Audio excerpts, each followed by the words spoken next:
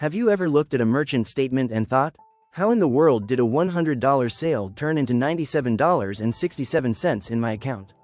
Or maybe you've heard someone say, Visa is taking all my money. Here's the truth, credit card processing fees are not what most people think they are. And today, I'm breaking down exactly why credit card processing fees are so high, who actually gets paid, and how interchange, network, and processor fees really work. Let's get it. Welcome back to Get It, where we simplify banking, fintech, and financial systems so you can explain them with confidence. In this video, we're breaking down credit card processing fees explained, the real distribution of fees, interchange versus network versus processor fees, why rewards cards cost more, why online transactions are more expensive, and why businesses still accept cards anyway. If you work in banking, merchant services, fintech, or own a business, this is essential knowledge. Let's frame this clearly. Credit card processing fees typically range between 1.5% and 3.5% per transaction. But that single percentage hides multiple layers. Merchants often see one blended rate, but behind that rate is a multi-party ecosystem of banks, networks, and technology providers. And that's what makes this topic so misunderstood. Most people assume the fee is simple. Swipe card, pay 3%, move on. But in reality, credit card fees are higher than most merchants expect because there are multiple financial institutions involved. Risk is transferred across parties. Fraud liability must be covered.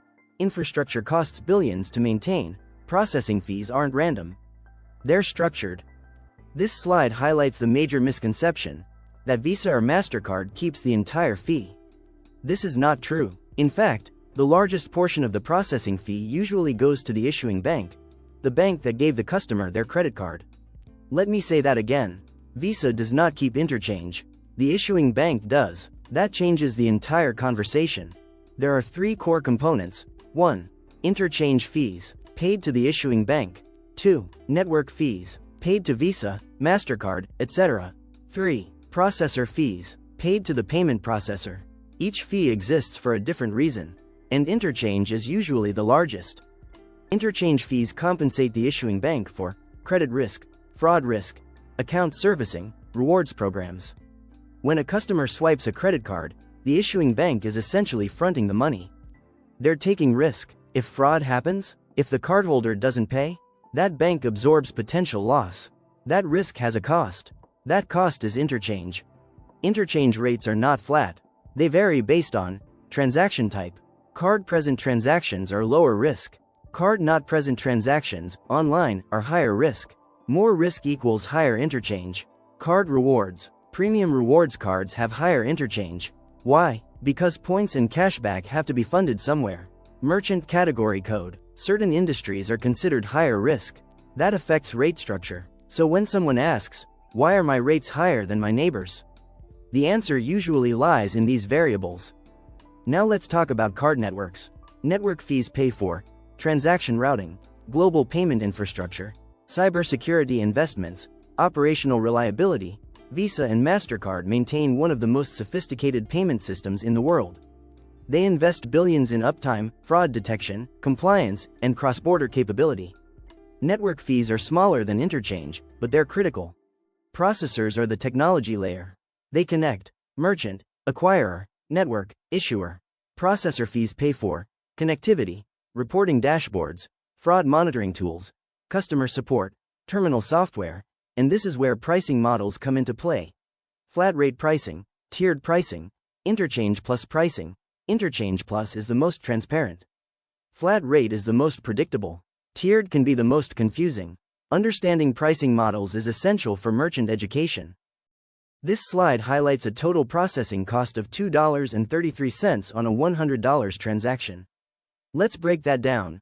$1.80 to issuing bank, interchange, 13 cents to network.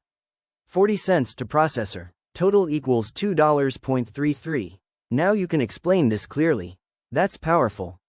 This slide highlights two core drivers, credit liability. Issuing banks assume fraud and credit risk.